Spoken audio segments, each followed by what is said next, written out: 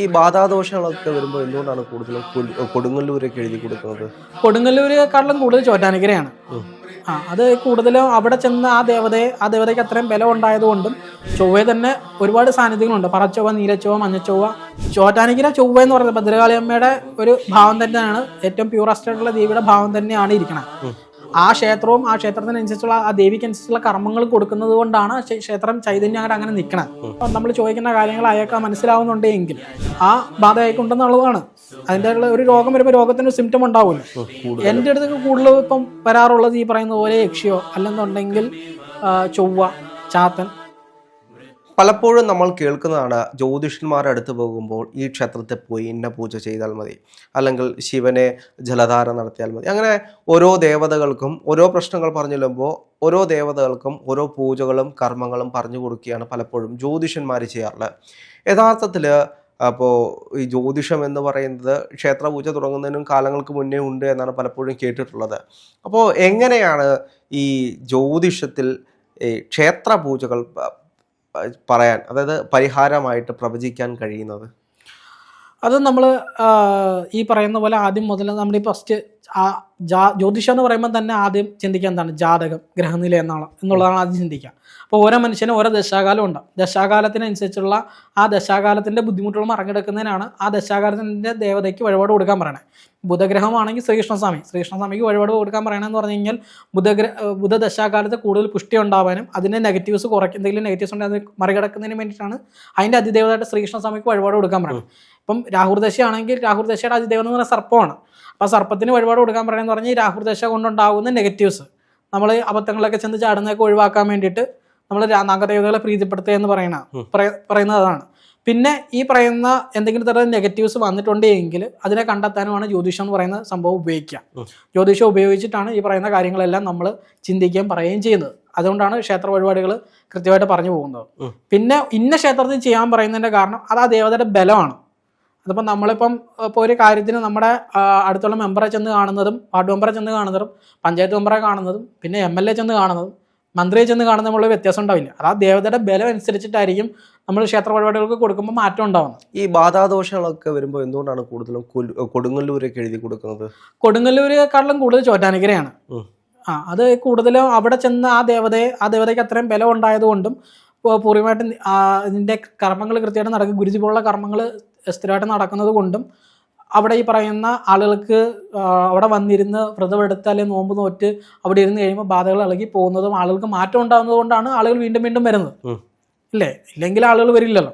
അപ്പോൾ കൊടുങ്ങല്ലൂരേക്കാൾ ചൈതന്യം കൂടുതൽ ചോറ്റാനിക്കരയാണോ എന്ന് ഞാൻ പറയുന്നില്ല. എല്ലാ ക്ഷേത്രങ്ങളുടെയും ഭദ്രകാളി ക്ഷേത്രത്തിന്റെ എല്ലാ മൂലക്ഷേത്രം എന്ന് പറയുന്നത് കൊടുങ്ങല്ലൂരാണ്. ഒട്ടുമിക്ക ഉപാസകന്മാരും കൊടുങ്ങല്ലൂരമ്മയുടെ ഉപാസകന്മാർ തന്നെയാണ്. ഈ ഉൾപ്പെടെ ഞാൻ ഉൾപ്പെടെ കൊടുങ്ങല്ലൂരമ്മയുടെ ഭക്തനാണ്. അത് മനസ്സിലായല്ലോ. അപ്പോൾ അത്രയും ശക്തി ചൈതന്യമാണ് അതിൽ നിന്ന് പോയിട്ടുള്ളത്. അപ്പം ഓരോ സ്ഥലത്തിരിക്കുന്ന ദേവിയുടെ ഭാവങ്ങൾ വ്യത്യാസം ഉണ്ടാവും. അതിൽ തന്നെ ഭദ്രകാളി സ്ഥാനം എന്ന് പറയുമ്പോൾ ചൊവ്വ എന്നാണ് പറയുക. ചൊവ്വയെ തന്നെ ഒരുപാട് സാന്നിധ്യങ്ങളുണ്ട്. പറച്ചൊവ്വ, നീലച്ചൊവ്വ, മഞ്ഞച്ചൊവ്വ. ചൊവ്വയെ തന്നെ ഒരുപാട് സാധനങ്ങളുണ്ട്. അപ്പോൾ ഈ ഭാവങ്ങൾ മാറുന്നതിനനുസരിച്ചിട്ട് അതിൻ്റെ ആ ഒരു ഗുണത്തിലും വ്യത്യാസം ഉണ്ടാവും. വഴിപാട് കൊടുക്കുന്നതിൻ്റെ കർമ്മത്തിലും കാര്യത്തിലൊക്കെ വ്യത്യാസം ഉണ്ടാവും. കൊടുങ്കാളി, രുദ്രമഹാകാളി, ശ്മശാനകാളി, അങ്ങനെ ഓരോ ഭാവത്തിനനുസരിച്ചും വ്യത്യാസം ഉണ്ടാവും. ദേവിയുടെ ഭാവത്തിനും വ്യത്യാസം ഉണ്ടാവും, കർമ്മങ്ങൾക്ക് വ്യത്യാസം ഉണ്ടാവും, നമ്മളവിടെ കൊടുക്കുന്ന കർമ്മങ്ങൾക്കുള്ള റിസൾട്ടുകളും വ്യത്യാസം ഉണ്ടാവും. അപ്പോൾ ചോറ്റാനിക്കരയിൽ ഏത് ഭാവത്തിലാണ് ഭഗവതി? ചോറ്റാനിക്കര ചൊവ്വ എന്ന് പറയുന്നത് ഭദ്രകാളി അമ്മയുടെ ഒരു ഭാവം തന്നെയാണ്. ഏറ്റവും പ്യൂറസ്റ്റ് ആയിട്ടുള്ള ദേവിയുടെ ഭാവം തന്നെയാണ് ഇരിക്കണത്. അപ്പൊ ആ ദേവിയുടെ ചൈതന്യമാണ് ആ ഇരിക്കുന്ന ദേവിയുടെ അത്രയും ശക്തിമായിട്ടുള്ള ചൈതന്യമാണ് അവിടെ വരുന്ന ആളുകൾക്കുള്ള റിസൾട്ട് എന്ന് പറയുന്നത്. അപ്പോൾ അവിടെ ഒരു ഈ പ്രേതഭാവങ്ങളെല്ലാം നിഗ്രഹിക്കുന്ന രീതിയിലുള്ള ഒരു ചൈതന്യമാണോ? അതുകൊണ്ടായിരിക്കുമോ അത്രത്തോളം ബാധാദോഷങ്ങൾ അവിടേക്ക് ചെന്ന് കയറുന്നത്? ബാധാദോഷ ദുരിതങ്ങൾ ചെന്ന് കയറുമല്ലോ. നമ്മൾ നെഗറ്റീവ്സ് ഉള്ള ആളുകളാണ് നമ്മൾ ദേവിയിൽ അഭയം പ്രാപിക്കുകയാണ്. ആ ക്ഷേത്രവും ആ ക്ഷേത്രത്തിനനുസരിച്ചുള്ള ആ ദേവിക്കനുസരിച്ചുള്ള കർമ്മങ്ങൾ കൊടുക്കുന്നത് കൊണ്ടാണ് ക്ഷേത്രം ചൈതന്യം അങ്ങനെ നിൽക്കണത്. അപ്പം ആ ദേവതയുടെ ചൈതന്യത്തിനനുസരിച്ചുള്ള കർമ്മങ്ങൾ കൊടുക്കുന്നത് കൊണ്ടാണ് ദേവതയുടെ ചൈതന്യം നാൾക്ക് വർദ്ധിച്ചു വരികയും അവിടെ ചെല്ലുന്ന ആൾക്ക് അനുസരിച്ചുള്ള ഗുണം ഉണ്ടാവുകയും ചെയ്യുന്നത്. അപ്പം ഈ പറയുന്ന ഏറ്റവും കൂടുതൽ പ്രേതങ്ങളെ പറയുമ്പം ഏറ്റവും കൂടുതൽ പ്രേതങ്ങളെ വഹിച്ച് അല്ലെങ്കിൽ പ്രേതങ്ങളുടെ സദാസമയം നിൽക്കുന്നത് ശ്മശാനകാളി പോലുള്ള ഭാവങ്ങളാണ്. പ്രേതങ്ങൾ, ഭൂതകൾ, അർഗല സ്ഥാനത്തുകൾ കൂടുതലൊക്കെ വരിക ശ്മശാനകാളി പോലുള്ള ഭാവങ്ങളാണ്. ശ്മശാനകാളി തന്നെ രണ്ട് രീതി വരാം. ശ്മശാനത്തിനനുസരിച്ച് വ്യത്യാസങ്ങളൊക്കെ വരാറുണ്ട്. അതിൻ്റെ കൂടെ വരുന്ന മൂർത്തി ബന്ധമൊക്കെ വ്യത്യാസങ്ങളൊക്കെ വരാറുണ്ട്. എന്നിരുന്നാൽ കൂടി ഈ പറയുന്ന രീതിയിലുള്ള ശ്മശാനകാളിയൊക്കെയാണ് കൂടുതലും ഈ പ്രേതങ്ങളെ വെച്ച് കർമ്മം ചെയ്യുന്ന ആളുകളൊക്കെ ഉപയോഗിക്കുന്നത്. പ്രേതങ്ങളെ വെച്ച് ബന്ധിക്കാനും പ്രേതങ്ങളെ മറ്റൊരാൾക്ക് ഉപയോഗിച്ച് മറ്റൊരാളെ ആഭിചാരകർമ്മം ചെയ്യാനും ഏറ്റവും കൂടുതൽ ഉപയോഗിക്കുന്നത് ഈ ശ്മശാനകാളി പോലുള്ള ഭാവങ്ങളാണ് ചൊവ്വയെ തന്നെ. അതേപോലെ തന്നെ നമ്മൾ നോക്കിക്കഴിഞ്ഞാൽ ഏറ്റവും കൂടുതലും ഇപ്പോൾ ശിവൻ, വിഷ്ണു, ദുർഗ ഇത്തരത്തിലുള്ള ദേവതകളുടെ ക്ഷേത്രങ്ങളാണ് നാടുകളിൽ കൂടുതലുമുള്ളത്. അപ്പോൾ ഇവരൊക്കെ ഏത് ഗ്രഹങ്ങൾക്ക് അനുസൃതമായിട്ടുള്ള ദേവതകളാണ്? ശിവൻ എന്ന് പറയുന്നത് രവി എന്ന് പറഞ്ഞാൽ ര എന്ന് ജാതകത്തിൽ സൂചിപ്പിക്കുന്ന അക്ഷരത്തെ സൂചിപ്പിക്കുന്ന ദേവതയെ കൊണ്ടാണ് നമ്മൾ ചിന്തിക്കുക. പിന്നെ മഹാവിഷ്ണു ആണെങ്കിൽ വ്യാഴത്തെ കൊണ്ട് ചിന്തിക്കാം, ദുർഗയാണെന്നുണ്ടെങ്കിൽ ശുക്രനെ കൊണ്ട് ചിന്തിക്കാം. അങ്ങനെ ഓരോ ദേവതേനും നമ്മൾ ചിന്തിക്കുന്നതും മറ്റ് ദേവതകളുടെ ഗ്രഹങ്ങളുടെ ദൃഷ്ടിയും ഒക്കെ അനുസരിച്ചിട്ടാണ് ഓജത്തിലാണോ രുക്മത്തിലാണോ എന്നുള്ളത് നോക്കിയിട്ടാണ് നമ്മൾ ആ ഗ്രഹങ്ങളെ ദേവതേനെ ചിന്തിക്കുക. എല്ലാ ദേവതകൾക്കും ഓരോ ഗ്രഹങ്ങളുണ്ടോ? എല്ലാ ദേവതകൾക്കും ഗ്രഹങ്ങളുണ്ട്. അതിൻ്റെ പിന്നെ ബാക്കി പറഞ്ഞ ഓജത്തിലാണോ രുക്മത്തിലാണോ നിൽക്കുന്നതിനനുസരിച്ചാണ് ഏത് ദേവതയെന്നുള്ളതും പിന്നീട് രാശി വെച്ച് നമ്മൾ നോക്കണം. ക്ഷേത്രത്തിൽ ഏത് ദേവതയ്ക്ക് കൊടുത്താലാണ് വഴിപാട് കൊടുത്താലാണ് ബലിക്കുക. ഇപ്പം ദുർഗയ്ക്കാണെന്നുണ്ടെങ്കിൽ ഏത് ദുർഗയുടെ ഏത് ക്ഷേത്രത്തിൽ കൊടുക്കണമെന്നുള്ളതും അവർക്ക് അടുത്തുള്ള ക്ഷേത്രത്തിൽ കൊടുത്താലും മതിയോ അതോ മറ്റേതെങ്കിലും ഇച്ചിരി ബലമുള്ള ക്ഷേത്രത്തിൽ കൊടുക്കണോ എന്നുള്ള രാശി വെച്ച് നോക്കണം. ഈ ഓജവും രുക്നവും എന്ന് പറഞ്ഞാൽ എന്താണ്? അതായത് ആണ് പെണ്ണ്, സ്ത്രീയാണോ പുരുഷനാണോ എന്നുള്ളതാണ് ഓജം എന്ന് പറയുന്നത്. പുരുഷൻ ഓജത്തിലാണോ രുക്മത്തിലാണോ? അപ്പൊ ഓജരാശിയിൽ നിൽക്കുന്ന ചൊവ്വയാണെന്നുണ്ടെങ്കിൽ സുബ്രഹ്മണ്യനാണ്. നിൽക്കുന്നത് ഓജരാശിയിൽ നിൽക്കുന്ന ചൊവ്വയാണെന്നുണ്ടെങ്കിൽ നമ്മൾ ചിന്തിക്കുക സുബ്രഹ്മണ്യനായിട്ടാണ്. അത് തന്നെ രുക്മരാശിയിൽ വരുന്ന ചൊവ്വയാണെങ്കിൽ നമ്മൾ ഭദ്രകാളിയായിട്ട് ചിന്തിക്കും, ചൊവ്വയായിട്ട് ചിന്തിക്കും എന്നുള്ളതാണ്. ചൊവ്വ ഭഗവതിയായിട്ടാണ് ചിന്തിക്കുക. അപ്പോൾ ഓരോ ഗ്രഹങ്ങൾക്കും ഓരോ ഭാവത്തിനും അനുസരിച്ച് ദേവതകളുടെ വ്യത്യാസം ഉണ്ടാവും. പിന്നെ ഇതിൽ തന്നെ നമ്മൾ ക്ലാസിഫിക്കേഷൻ വരുന്ന അത് നമുക്ക് ഡൗട്ട് വരാമെന്നുണ്ടെങ്കിൽ വീണ്ടും രാശി വെച്ച് നോക്കി നമുക്ക് ഒന്നുകൂടെ ഉറപ്പ് വരുത്താം. എന്തെങ്കിലും ഡൗട്ട് വരുന്നുണ്ടെങ്കിൽ ഇതൊക്കെ പ്രശ്നചിന്തയിലാണ് വരുന്നത്. ജാതകത്തിലാണെങ്കിൽ ഇതിനകത്ത് ഈ പറയണ പോലെ വലിയ ഡൗട്ടുകൾ അങ്ങനെ വരേണ്ട സാധ്യതകളോ കാര്യങ്ങളൊന്നും ഇല്ല.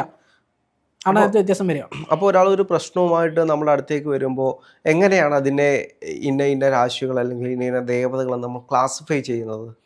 അതിന് ഈ പറയുന്ന ബാധാപ്രമാണങ്ങളുണ്ട്. മനസ്സിലായി? ബാധാപ്രമാണം അനുസരിച്ചിട്ടാണ് ഈ പറയുന്ന ഏത് ബാധയാണ് അയാൾക്ക് ബാധയിൽ വന്നിട്ടുള്ളത് എന്നൊക്കെ നിശ്ചയിക്കണേ. അതായത് ജ്യോതിഷത്തിൽ ബാധാപ്രമാണമുണ്ട്. അതിൻ്റെതായിട്ടുള്ള ഗ്രന്ഥങ്ങളുണ്ട്. അതിൻ്റെ അടിസ്ഥാനത്തിലാണ് ഇയാൾക്ക് ഏത് ബാധയാണ് വന്നിട്ടുള്ളത് എന്നുള്ളത് നമ്മൾ മനസ്സിലാക്കുന്നത്. അപ്പോൾ ആ ബാധയ്ക്ക് അനുസരിച്ചുള്ള റിഫ്ലക്ഷൻ അയാളുടെ ശരീരത്തിലുണ്ടോ അയാളുടെ കുടുംബത്തിലുണ്ടോ എന്നുള്ളത് നമ്മൾ അവരോട് ചോദിക്കും. പറഞ്ഞ് മനസ്സിലായോ? അപ്പോൾ ആ റിഫ്ലക്ഷൻ നമ്മൾ ചോദിക്കുന്ന കാര്യങ്ങൾ അയാൾക്ക് മനസ്സിലാവുന്നുണ്ടെങ്കിൽ ആ ബാധ അയാൾക്കുണ്ടെന്നുള്ളതാണ്.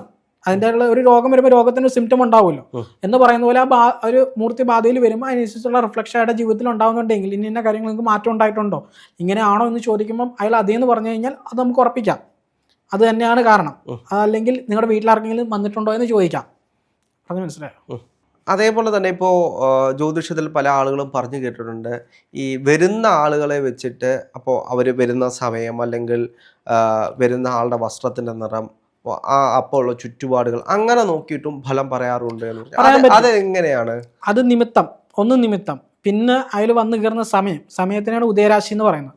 ആ ഉദയരാശി പിന്നെ നിമിത്തമൊക്കെ വെച്ചിട്ട് നമുക്ക് ആൾ എന്തിനാണ് വന്നിരിക്കുന്നത് എന്നൊക്കെ ഉള്ളത് നമുക്ക് പറയാൻ സാധിക്കും. ഇതെല്ലാം ജ്യോതിഷ പ്രമാണത്തിലുള്ളതാണ്. അത് ആ നിമിത്തം എന്ന് പറയുന്ന കാര്യങ്ങളും ഓരോ ദേവതകൾക്കും അല്ല ഓരോ ജ്യോത്സ്യനും ഓരോ ഉപാസന ഉണ്ടാവും അല്ലെങ്കിൽ സേവയുണ്ടാവും. അപ്പോൾ അതിനനുസരിച്ചിട്ടായിരിക്കും അയാളുടെ ആ ഒരു ഉപാസനയ്ക്കും സേവയുടെ പവർ അനുസരിച്ചിട്ടായിരിക്കും നിമിത്തം കാണിക്കുക. അപ്പം നിമിത്തം കാണിച്ചാലും അത് അന്നേരം അയക്ക് മനസ്സിലാവണമെന്നുണ്ടെങ്കിൽ അത് കറക്റ്റായിട്ട് ഈശ്വരാധീനം അന്നേരം വർക്കാവണം. പിന്നെ ഈ വരുന്ന ആൾക്ക് ആ പ്രശ്നം പരിഹരിക്കപ്പെടാനുള്ള സമയമായിട്ടുണ്ടാവണം. എങ്കിൽ മാത്രമേ ഇയാൾ പറയുന്ന കാര്യങ്ങളും അതേ സമയത്ത് രാശി തെളിയാത്ത കാര്യമാണെങ്കിൽ ആ സമയത്ത് നിമിത്തമായിട്ടെങ്കിലും കാണിച്ചു കൊടുക്കുള്ളൂ.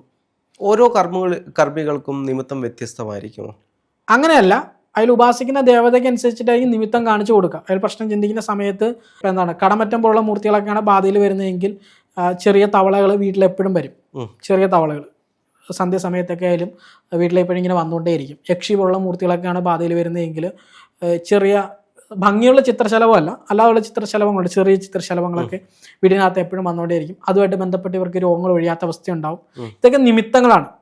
ഈ നിമിത്തങ്ങളൊന്നും സാധാരണക്കാർക്ക് അങ്ങനെ പെട്ടെന്ന് മനസ്സിലാവില്ല. പക്ഷെ ഉപാസന ഈ ജ്യോതിഷം കൈകാര്യം ചെയ്യുന്ന ആളുകൾക്കൊക്കെ ഇന്ന മൂർത്തിയേക്ക് ഇന്ന ജീവികളെ പ്രതിദാനം ചെയ്യുന്നുള്ള അറിയാവുന്ന ആളുകൾക്ക് ഇത് കാണുമ്പോൾ തന്നെ രാശി നോക്കാതെ തന്നെ മനസ്സിലാവും ഇന്ന മൂർത്തിയാണ് ബാധയിലുള്ളത് അല്ലെങ്കിൽ നമുക്ക് ബാധയിൽ വന്നിട്ടുണ്ട് എന്നുള്ളത് മനസ്സിലാക്കാൻ സാധിക്കും. ഏറ്റവും കൂടുതൽ ബാധാദോഷങ്ങളായിട്ട് വരുന്നത് ഏത് മൂർത്തിയുടെ ബാധാദോഷമായിരിക്കും? ഏറ്റവും കൂടുതൽ ബാധാമൃത്തി അത് നമുക്ക് അപ്പൊ അങ്ങയുടെ അടുത്തേക്ക് വന്നിട്ടുള്ളത് കൂടുതൽ എൻ്റെ അടുത്തൊക്കെ കൂടുതൽ ഇപ്പം വരാറുള്ളത് ഈ പറയുന്ന പോലെ യക്ഷിയോ അല്ലെന്നുണ്ടെങ്കിൽ ചൊവ്വ, ചാത്തൻ പോലുള്ള മൂർത്തികളെ ബാധവശ ദുരിതങ്ങളാണ് കൂടുതലും കണ്ടുവരാറ്. വീരഭദ്രൻ ഇങ്ങനെയുള്ള മൂർത്തികളെ ഒരാൾക്ക് ബാധയിൽ വരിക എന്ന് പറയുമ്പം ഒരു മൂർത്തിയല്ല ബാധയിൽ വരിക, അതിനോടനുബന്ധിച്ച് തന്നെ വേറെ മൂർത്തികൾ അവർക്ക് ബാധയിൽ വന്നിട്ടുണ്ടാവും. അത് ഒരു ബാധ മാത്രമായിരിക്കും, ഒരുപാട് ബാധകൾ ഉണ്ടാവും. അത് തന്നെ, അതായത് കർമ്മം ചെയ്യുന്ന കർമ്മിക്ക് ഒരു മൂർത്തി ആയിരിക്കില്ല സേവയിലുണ്ടാവുക. ഇപ്പൊ ചെറിയ കുരിയല പാട്ടിയലൊക്കെ ആണെങ്കിൽ തന്നെ 5-6 കല്ലിക്കൊക്കെ വെച്ച് കണ്ടിട്ടില്ലേ, അത്രയും ദേവതകൾ അവിടെ ഉണ്ട്. അപ്പം ഒരാൾ ബന്ധിക്കുമ്പം അതിന്റെ ആ കർമ്മം ആരും എടുത്തു മാറ്റണം എന്നുള്ള വാശിയിലാണ് അയാൾ കർമ്മം ചെയ്യണേ.